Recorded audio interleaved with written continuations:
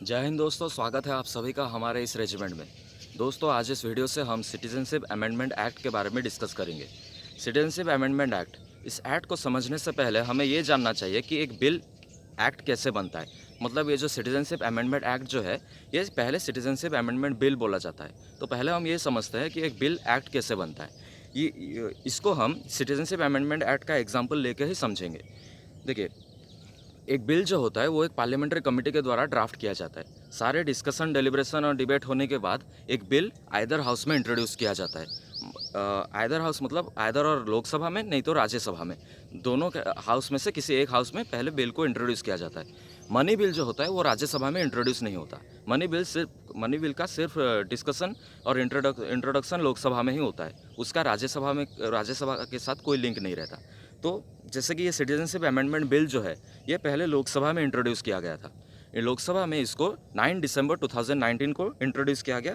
फिर 10 दिसंबर 2019 को लोकसभा से ये बिल पास हो गया। फिर नेक्स्ट डे 11 दिसंबर 2019 को ये बिल जाता है राज्यसभा को। लेकिन राज्यसभा में ये बिल पेंडिंग रहता है। तो जब भी आइदर हाउस में, मान लीजिए राज्यसभा में एक बिल इंट्रोड्यूस हुआ है और राज्यसभा से वो बिल पास हो गया, लेकिन लोकसभा में वो बिल पेंडिंग है, तो उस केस में क्या होता है, मेंबर ऑफ लोकसभा और मेंबर ऑफ राज्यसभा दोनों को एक साथ बैठा के वो बिल को पास किया जाता है। उसको जॉइंट सिटिंग बोला जाता है।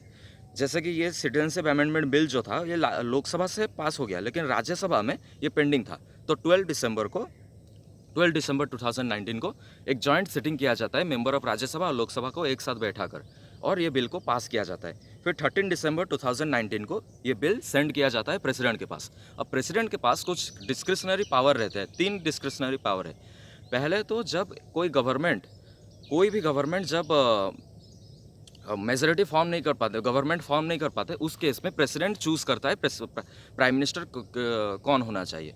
जब कोई भी गवर्नमेंट मेजोरिटी विन नहीं करते, तो उस केस में प्रेसिडेंट का ये रोल रहता है कि वो ही डिसाइड करेगा प्राइम मिनिस्टर कौन होना चाहिए। और सेकंड पावर जो है, कोई भी बिल को वो बिना साइन करे अपने पास रख सकता है। उसको विटो पावर बोला जाता है। प्रेसिडेंट का वो विटो पावर है। कोई भी बिल, मान लीजिए मैं अभी प्रेसिडेंट हूँ, मेरे पास एक बिल आया, तो मैं उसको साइन ना करके अपने पास रख सकता हूँ। और कॉन्स्टिट्यूशन में ये मेंशन नहीं है कि एक प्रेसिडेंट कितने समय तक एक बिल को अपने पास रख सकता है। तो अगर प्रेसिडेंट चाहेगा कि ये बिल ठीक नहीं है, इसको अगर इम्प्लीमेंट करेंगे हम कंट्री में, तो बहुत वायलेंस क्रिएट हो सकता है, मिसयूज़ करेंगे लोग इसका, तो मैं उसको विटो करके रख सकता हूँ। थर्ड डिस्क्रिशनरी पावर जो है वो ये है कि प्रेसिडेंट बिना साइन करे वो बिल को सेंड कर सकता है हाउस को, पार्लियामेंट को फिर से सेंड कर सकता है रिकन्सिडरेशन करने के लिए। तो जब एक देश का प्रेसिडेंट एक बिल को सेंड कर रहा है, फिर से रिकन्सिडरेशन करने के लिए भेज रहा है, तो उसका वेटेज थोड़ा ज़्यादा रहता है। तो ये प्रेसिडेंट का 3 डिस्क्रिशनरी पावर हो गया। अब जब इस प्रेसिडेंट साइन करने के बाद भी एक बिल एक्ट नहीं बनता।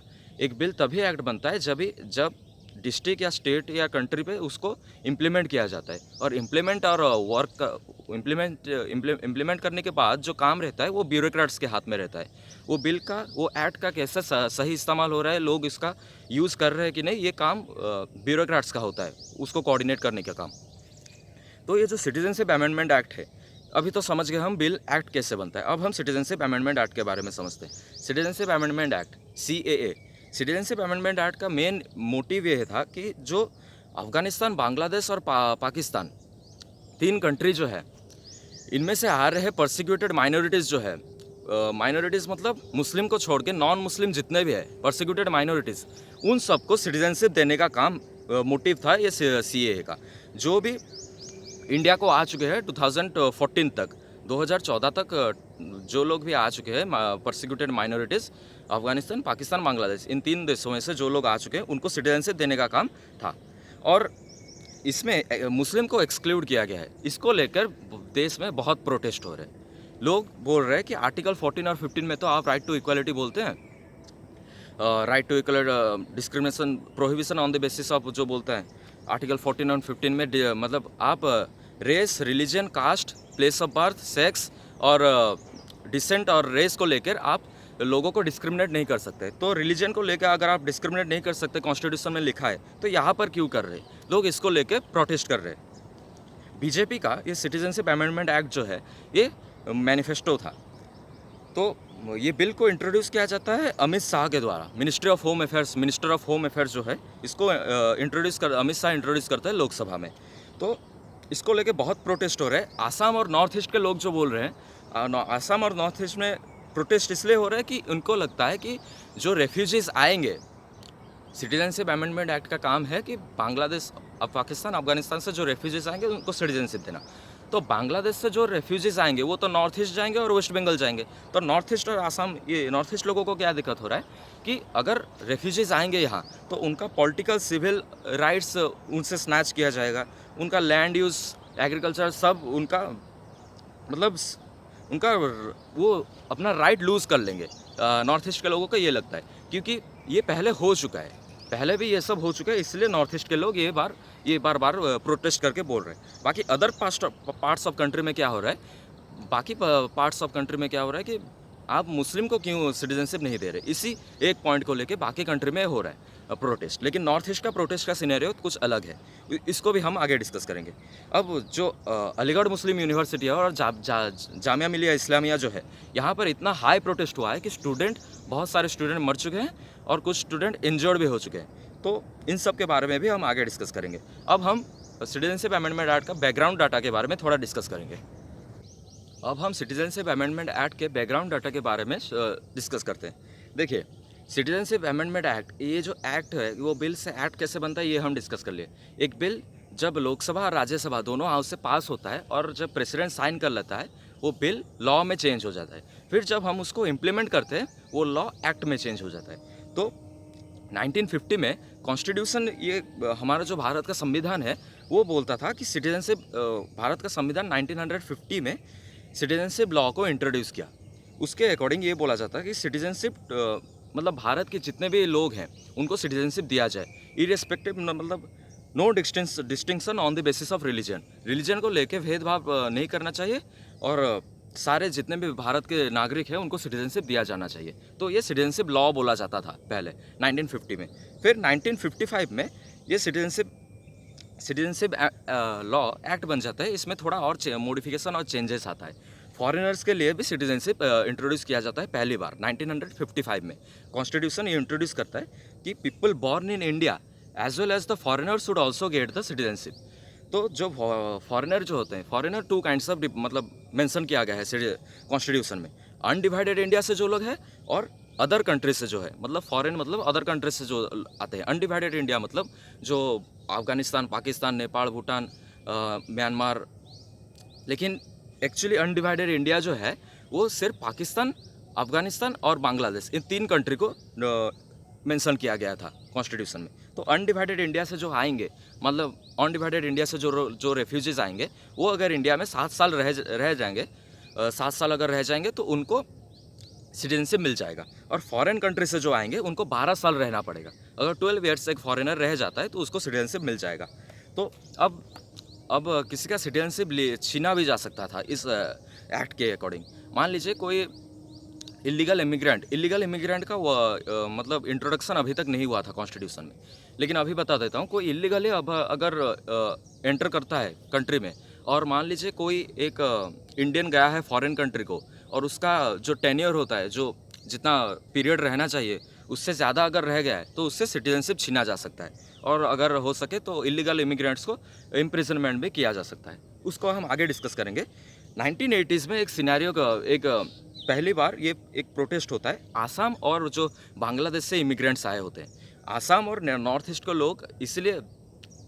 लोग अभी इसलिए प्रोटेस्ट कर रहे हैं क्योंकि पहले भी एक बार ऐसे हो चुका है।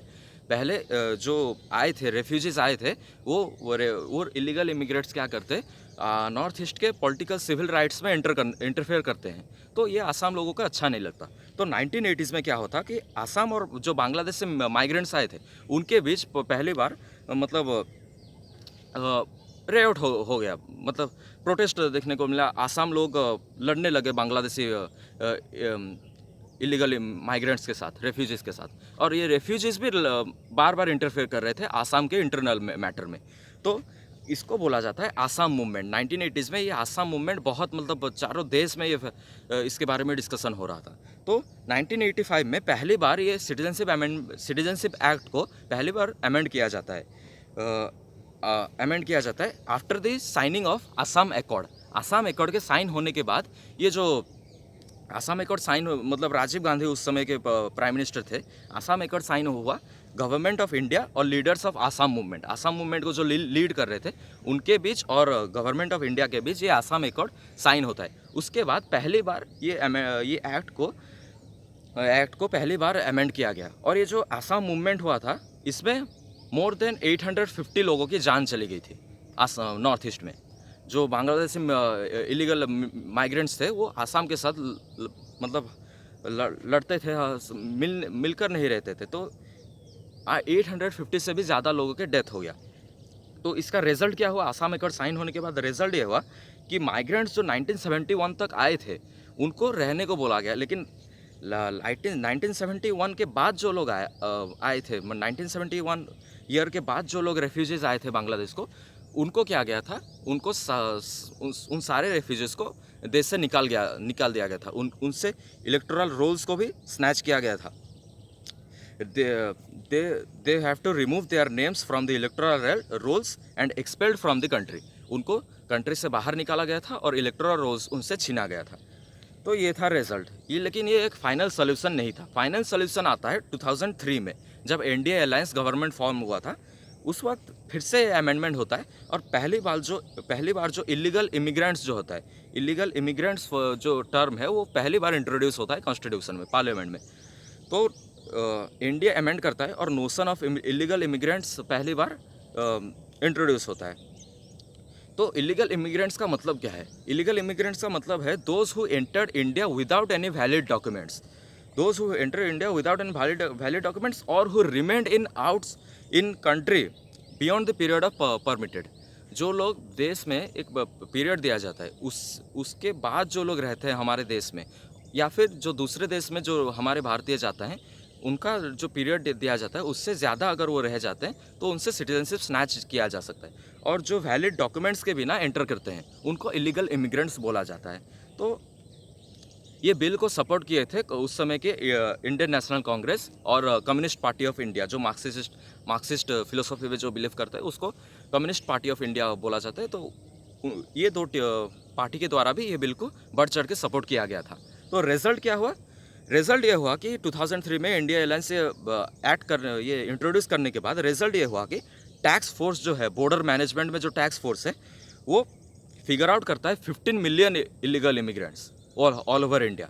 मतलब आप समझ सकते हैं ये लैक्स या करोड़ की बात नहीं है।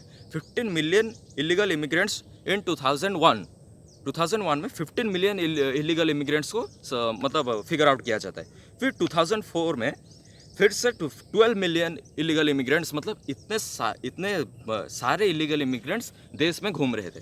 और ये इलीगल मतलब 2004 तक ये इलीगल इमिग्रेंट्स घूम रहे थे और देश को किसी को भी ये बात पता नहीं था, सबको पता था। लेकिन इस इलीगल इमिग्रेंट्स का मेन यूज़ होता था इलेक्टोरल वोट्स में, वोट बैंक के लिए इनको इस्तेमाल किया जाता था।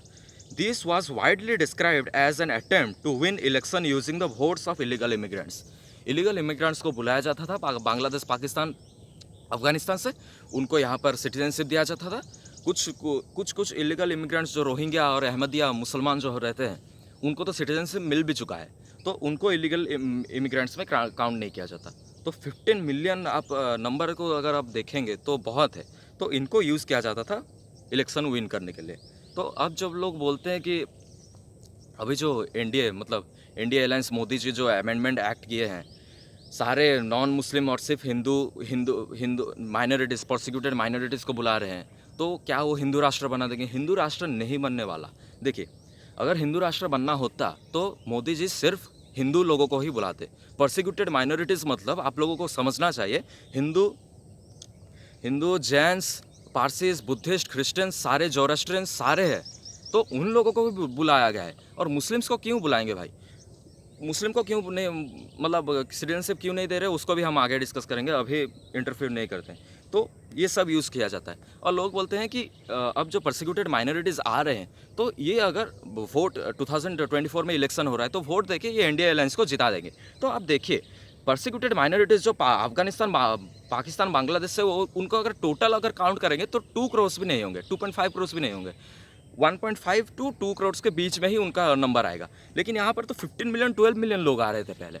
तो इस चीज़ को भी नोटिस किया गया और ये एक अच्छा चेंज है अगर आप देखेंगे इंडिया में। तो अब हम आगे डिस्कस करते हैं कि मुस्लिम्स को सिटीजनशिप क्यों नहीं देना चाहिए। आगे हम डिस्कस करते हैं। देखिए, जो लोग बोलते हैं कि मुस्लिम को सिटीजनशिप क्यों नहीं देना चाहिए, उन लोगों के लिए अभी एक मैसेज है, ध्यान से सुनिए। जो लोग भी इतने महीनों से प्रोटेस्ट कर रहे हैं कि मुस्लिम को सिटीजनशिप नहीं दिया, राइट टू आर्टिकल 14 और 15 जो आर्टिकल है उसको आप फॉलो नहीं करते, रिलीजन के बेसिस पर आप डिस्क्रिमिनेशन कर रहे हैं, तो वो लोग ज़रा ध्यान से सुनिए। देखिए, 1945 से ही देश में एक सेपरेट नेशन का डिमांड शुरू हो चुका था। सेपरेट नेशन नहीं, सेपरेट मुस्लिम नेशन अगर बोलूँ तो वो सही होगा। तो 1945 से ही देश में सेपरेट मुस्लिम नेशन का डिमांड शुरू हो चुका था। 1947 में इंडिया पाकिस्तान का पार्टीशन हुआ। इंडिया पाकिस्तान का पार्टीशन किस बेसिस पर हुआ? रिलीजन के बेसिस पर, कि जब एक सेपरेट मुस्लिम नेशन बनाया जाएगा तो रिलीजन के बेसिस पर एक सेपरेट नेशन बनाया गया। तो जो जवाहरलाल नेहरू, मोहम्मद अली जिन्ना और माउंटबेटन, ये तीनों एक रूम में बैठते हैं, चाय पानी पीते हैं, स्मोकिंग करते हैं और ये डिसाइड करते हैं कि रेड क्लिफ को बुलाया जाएगा, वो जैसा लाइन ड्रॉ कर देंगे वैसा पार्टीशन हो जाएगा। तो इंडिया का डिवाइड ये तीनों बैठकर कर लेते हैं। तो without asking anyone, without asking persecuted minorities, अभी परसिक्यूटेड बोलना सही नहीं होगा, विदाउट आस्किंग माइनॉरिटीज़, वो पूछते हैं। ऐसा नहीं है कि उन लोगों ने इलेक्शन नहीं किया, वोटिंग नहीं किया, लेकिन इलेक्शन और वोटिंग किसके लिए किया? इलेक्शन और वोटिंग सिर्फ और सिर्फ मुस्लिम को सेटिस्फाई करने के लिए मुस्लिम लोगों का इलेक्शन किया गया था। माइनॉरिटीज़ के लिए, माइनॉरिटीज़ को पूछा नहीं गया कि आप सेपरेट नेशन चाहते हैं या नहीं, बल्कि उस वक्त के जो मेजोरिटी थे, अनडिवाइडेड इंडिया की बात कर रहा हूँ, अनडिवाइडेड इंडिया में उस वक्त हिंदू मेजोरिटी में थे। हिंदू को भी उस वक्त पूछा नहीं गया था। माइनॉरिटीज़ का तो बात ही अलग है। उस वक्त सिर्फ मुस्लिम को सेटिस्फाई करने के लिए 1945 में पहला इलेक्शन होता है अनडिवाइडेड इंडिया में, सेंट्रल इलेक्शन 1945 में। फिर 1946 में प्रोविंशियल इलेक्शन होता है। और सारे दोनों इलेक्शन में क्या होता है ना, अबव 87% मुस्लिम ये डिसाइड करते हैं कि सेपरेट नेशन होना चाहिए। तो ऐसा नहीं है कि ऐसा लोगों ने इसका प्रोटेस्ट नहीं किया। उस वक्त सेपरेट नेशन होने के पहले भी बहुत प्रोटेस्ट हुआ था, लेकिन मोहम्मद अली जिन्ना नाच रहा था दूसरे देश के लिए।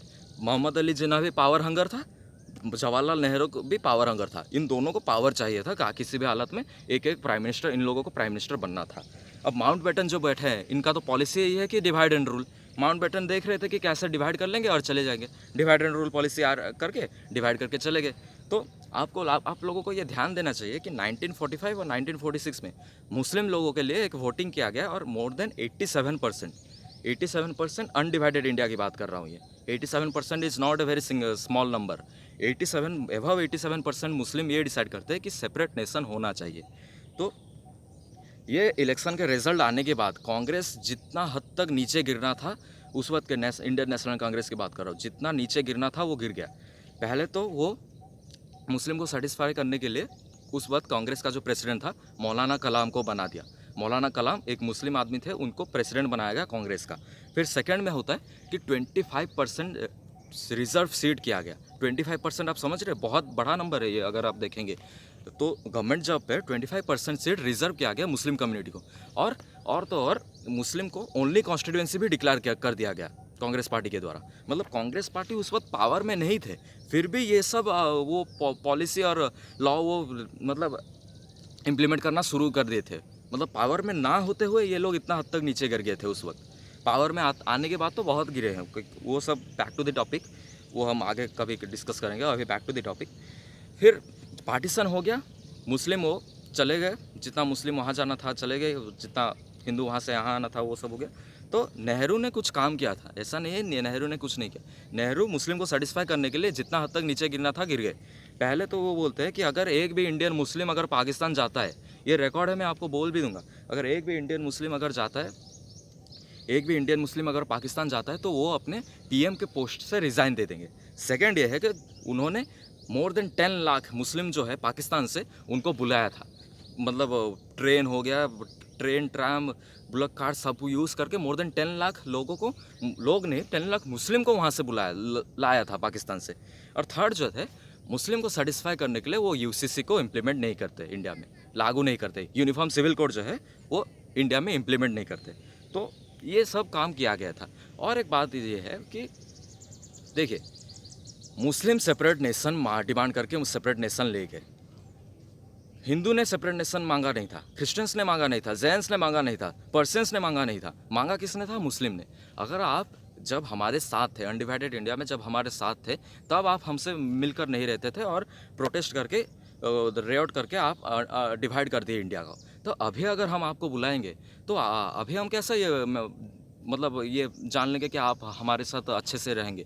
तो अभी भी अगर आप आएंगे तो वही प्रोटेस्ट, वही दंगा फसाद करेंगे, फिर इंडिया को फिर से डिवाइड कर देंगे नॉर्थ और साउथ को। कांग्रेस पार्टी तो अभी भी बैठा है इंडिया को डिवाइड करने के लिए, नॉर्थ इंडिया साउथ इंडिया, ये डिवाइड अभी भी चल रहा है। तो अभी अगर उनको बुलाएंगे, और हमने डिस्कस किया 15 मिलियन से 12 मिलियन, मतलब आप समझ रहे हैं, अगर हम मुस्लिम को अभी अगर हम सिटीजनशिप दे देंगे तो इतने नंबर, ह्यूज नंबर ऑफ लोग यहाँ पर आके रहेंगे। अभी अगर हम माइनॉरिटीज़ को सिटीजनशिप देंगे तो वो मुश्किल से 1-1.5 करोड़ के लोग आसपास आएंगे। तो ये सब मतलब ठीक नहीं है। और वही बात है कि मुस्लिम सेपरेट नेशन लिए थे। और एक बात यह है कि 1947 में इंडिया का डिवाइड हो गया, लेकिन 1948 में बॉर्डर क्लोज कर दिया गया था। वो मतलब उस वक्त के जो गवर्नमेंट, मतलब जो सत्ता पे बैठे थे, उन्होंने एक प्रॉपर ट्रांसपोर्टेशन सिस्टम भी नहीं लाया कि कैसे अच्छे से कैसे वहाँ से लोग यहाँ ट्रांसफ़र हो सकते हैं या यहाँ के इंडिया के लोग पाकिस्तान जा सकते हैं, अच्छे से ये भी किया नहीं गया था। तो अगर प्रॉपर ट्रांसपोर्टेशन सिस्टम रखते तो अच्छा होता, लेकिन ये सब नहीं किया गया। और 1948 में बॉर्डर को क्लोज कर दिया गया, जैसे कि वहाँ के परसिक्यूटेड कम्युनिटीज़ इंडिया नहीं आ सकते और इंडिया के परसिक्यूटेड कम्युनिटीज़ पाकिस्तान नहीं जा सकते। तो ये सब किया गया था। और बाकी पॉलिटिकल सिनेरियो जो था उस वक्त, वो पॉलिटिकल सिनेरियो ऐसा था कि कांग्रेस, मुस्लिम लीग के जितने भी मेजर पॉलिटिकल लीडर थे, मतलब अभी हम बात करते हैं कि देखिए, वोटिंग हुआ था 1945 और 46 में, और more than 87% of Muslim vote किए कि पाकिस्तान होना चाहिए। और लेकिन जाते वक्त जब पाकिस्तान गए तो सिर्फ 1/3 मुस्लिम ही पाकिस्तान गए थे। तो ये बात को भी आपको समझना चाहिए कि पॉलिटिकल सिनेरियो उस वक्त कैसा था। पॉलिटिकल सिनेरियो उस वक्त ऐसा था कि मुस्लिम कम्युनिटी को सेटिस्फाई करने के लिए कांग्रेस एक पॉलिसी अप्लाई कि मुस्लिम लीग के जितने भी पॉलिटिकल लीडर है, जितने भी हेड हैं उनको पैसे दे के हो, लालच दे के हो, कुछ भी करके उनको बहुत सारे मेजर पॉलिटिकल लीडर को कांग्रेस पार्टी में लाया गया। तो जब मुस्लिम कम्युनिटी देखे कि मुस्लिम लीग के जितने भी इंपॉर्टेंट मेजर पॉलिटिकल लीडर थे वो तो कांग्रेस में आ चुके हैं, तो हम और पाकिस्तान क्यों जाए? तो अब बात यह है कि उस वक्त सारे लोग मुस्लिम को सेटिस्फाई क्यों कर रहे थे? क्योंकि देखिए, सारे लोग उस वक्त मुस्लिम कम्युनिटी से डर कर रहते थे। उनको पता था कि ये एक ही कम्युनिटी है जो इंडिया को डिवाइड कर सकता है, और इनको अगर हम अच्छे से नहीं रखेंगे, सेटिस्फाई नहीं करेंगे तो इंडिया का डिवीज़न होगा।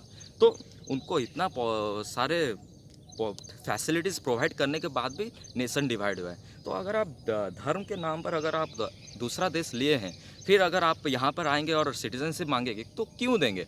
आप तो मुस्लिम लोग हमेशा मतलब ढिंडोरा पीटते रहते हैं कि हमारा 57 कंट्रीज़ है, 57 इस्लाम कंट्रीज़ है। तो कोई भी 57 कंट्रीज़ में से कोई भी एक कंट्री को चले जाइए, आपको इंडिया ही हर बार क्यों दिखाई देता है? तो वो सब बात की टॉपिक है। आज के लिए बस इतना ही। और जो एक और मैसेज है, जो स्टूडेंट ऑफ जो जामिया मिलिया इस्लामिया और अलीगढ़ मुस्लिम यूनिवर्सिटी में, ये 2 यूनिवर्सिटी में, जामिया मिलिया इस्लामिया और अलीगढ़ यूनिवर्सिटी में जितने भी स्टूडेंट हैं जो लोग प्रोटेस्ट कर रहे हैं, उनको सिर्फ मैं एक ही मैसेज दूंगा कि आप हमारे इंडिया के स्टूडेंट हैं, पाकिस्तान के स्टूडेंट नहीं हैं। इंडिया में रह रहे एक पढ़े लिखे स्टूडेंट है। अगर आप दूसरे देश में रह रहे अपने मुल्क के लोगों के लिए अगर आप लड़ाई कर रहे हैं तो ये कैसे सेंस है? मतलब दूसरे दुश्मन देश, ऐसे नहीं है कि पड़ोसी अच्छा पड़ोसी, दुश्मन देश के लिए लोग के लिए, अपने मुल्क के लिए इतना लोगों के लिए इतना आप लड़ रहे। अगर अपने देश के लोगों के लिए भी इतना लड़ लिए होते तो बहुत अच्छा होता। अपने देश के लोगों के लिए तो कभी आप लड़ेंगे नहीं, पाकिस्तानी मुसलमान के लिए तो हर वक्त लड़ेंगे। तो आप लोग स्टूडेंट हैं, मैं भी एक स्टूडेंट हूँ, लेकिन मैं एक रेशनल थिंकिंग पे बिलीव करता हूँ। मैं ना तो राइट विंग की ना तो लेफ्ट विंग की को किसी का सपोर्ट नहीं लेता। जो सही लगता है मैं वही बोलता हूँ, और वो मैं अपना हमेशा रेशनल थिंकिंग ही रखता हूँ। तो आप लोग भी स्टूडेंट है, वही कीजिए, कि ये सब आपको शोभा नहीं देता। तो आज के लिए बस इतना ही, मिलते हैं एक नए वीडियो में। तब तक till then keep supporting our own regiment. जय हिंद, जय भारत, वंदे मातरम।